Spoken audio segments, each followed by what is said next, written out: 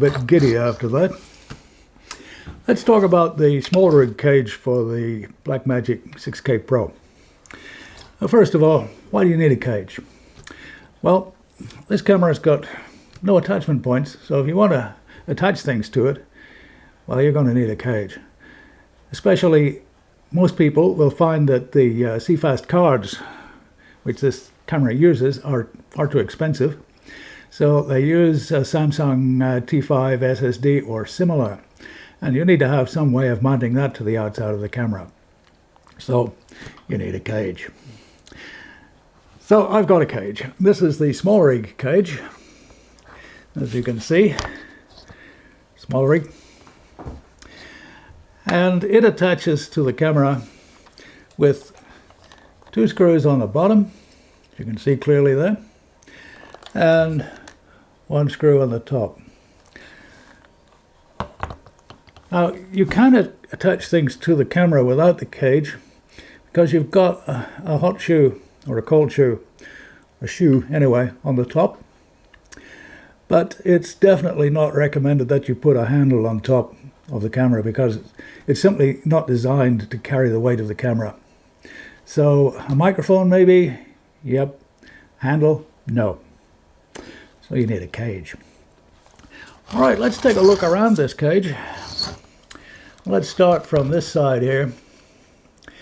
And here we see the cage is quite thin across the grip here. It doesn't interfere too much with the feel of the grip, which is a good thing. And we've got a number of mounting holes on there. And if you're using this as a grip, of course, you won't be putting anything in those holes. On that side at the top, you can see the cage is quite thick here. And that's so that it can accommodate these mounting holes, because you need to have a bit of material to put those mounting holes to put screws into. There we are. You can see 3 holes. You can also see that the cage misses all the buttons and misses these buttons as well. So these are all fairly well accessible. The power button's a little hard to get at, but no real problem. Also on the top, while we're looking at it, there's a little feature. You'll see 2 screws here. 2 little screws. And there's 2 more on the bottom in the same place. Let's have a look. Oops, let's not break the camera. 2 more holes on the 2 more screws on the bottom here. And with these screws, if you remove those screws, you can actually take the left side of the cage off, just leaving you with a half cage, which might suit your purpose. Also on the top, we have a number of mounting holes here, including the big, whatever that one is, and the 1/4 inch holes. And at this end, you have a cold shoe. It's handy for putting a microphone or a monitor on. There's nothing much to see on the back, but let's come back to underneath again and have a look at the bottom of the camera. And the most noticeable thing you'll see here is this. This is the Samsung T5 SSD, which fits into a slot here, and it's secured in that slot by a hex screw here. Also on the bottom you'll find,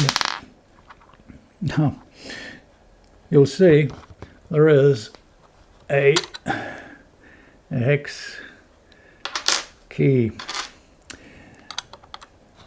That won't fit this one, by the way. That needs to be a smaller one. The position of the SSD mount is quite handy, I think. It's a little hard to remove it, so if you want to take it out to upload to a camera, then you're going to have to undo that little hex screw, so you're going to have to find your hex Allen key, which is a bit of a nuisance. But I just take the camera to the computer and unplug the SSD and plug in a transfer cable. Also on the bottom, while we're there, you will see here a marking for the DJI RS2 gimbal. So there are two holes there which you can use to attach the gimbal shoe or gimbal plate. It's handy to know exactly where to put them. But it's worth noting, however, I have the RS2 gimbal, and with the cage on, it won't balance without additional balance weights. If you want it to balance without the weights, then you'll need to mount it without the cage. Coming around to this side now, this is where the ports are. Now you'll notice that there are no port covers here. That's because I've removed them. These port covers are an absolute damn nuisance. Fortunately, on the 6K Pro, you can remove them by pulling them off gently but firmly, and they will pop out. Unlike the ones on the Sony, which are sort of built in and you can't get rid of the things unless you cut them off. I'm not too bothered about not having the port covers on because I don't use this camera in the rain. And even if I did, having the port covers is not a great deal of insurance because the rest of the camera is not weather sealed anyway. So you don't want to get it wet. Attaching my SSD, I'm using a Condor Blue cable with the right angle plug on this end. That makes it quite neat. You don't have a cable coming straight out.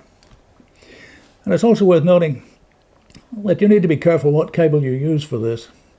Not every cable is capable of transferring the data at the rate required. And some cables will result in dropped frames. The Condor Blue cable is a very high-spec cable, so it works well. The other cable that you can reliably use is the one that comes with the Samsung SSD. The other end of the cable is secured with this cable clamp. Now this clamp clamps both the USB cable and the HDMI cable. And these screws, when you screw them in, they bear down on a wedge and pushes the clamp across, clamps the cable quite neatly. It's a clever enough design.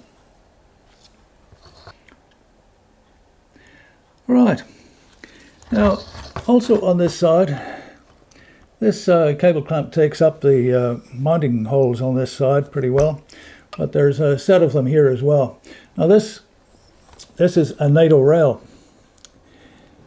The NATO rail is a standard for attachment of accessories to cameras.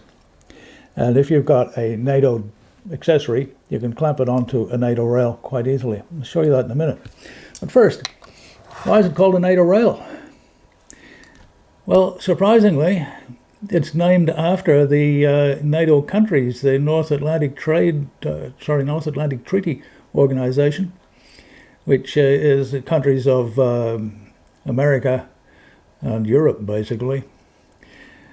It was originally developed as a standard for mounting accessories on NATO armaments and NATO equipment, such as mounting a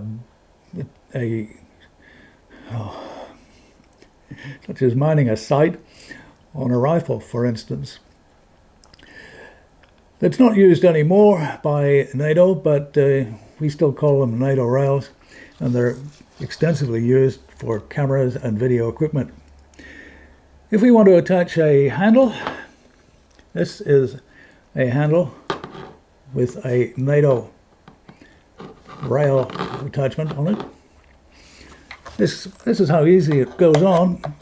You just slide it onto the rail, clamp it, and it's there. I mean, that is so much easier than having to do up two screws. And what if you wanted a top handle? Well, here's the thing. This is a Smallrig mini NATO rail. You can get these rails in various sizes. The mini's a nice size. You can stick it on top of the camera here. Two screws, you can whack it in pretty quick. And once it's in place, it does make things a lot easier if we want to mount a top handle. There it is. Now let's put the top handle on. This handle can be turned around like to any angle you want. So let's pop it on top. Perhaps the other way around. Perhaps that way. It's just that way so that the clamp is out here, out of the way. Clamp that up. Clamp this down. And there it is. You can turn that around, of course. We want to have it like so. And so, now this is a Smallrig handle. All my equipment basically is Smallrig because it's, well, once you start with Smallrig, it's probably a good idea to keep going with it because it'll all fit together pretty well. It's also good quality and relatively keenly priced. This handle has multiple mounting points on top, on the sides. It has a cold shoe here, it has a cold shoe here, and it even has a hex key attached magnetically, so you shouldn't lose it. Right, there we are. That's the Smallrig cage for the 6KPro. I wouldn't go anywhere without it, though people do use this camera naked. That is, the camera naked, not you.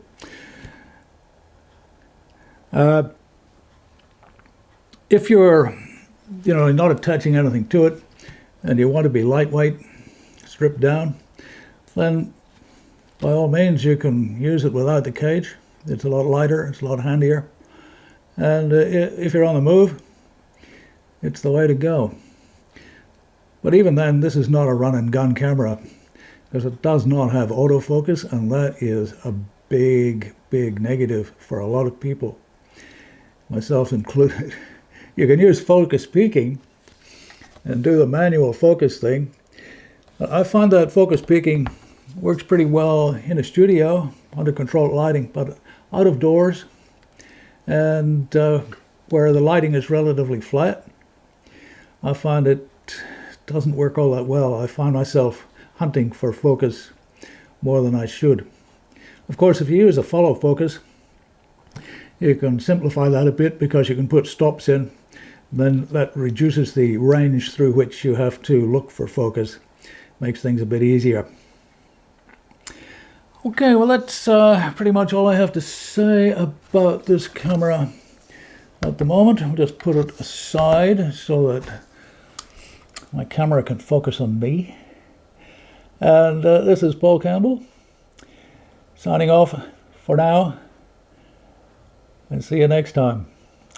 Goodbye.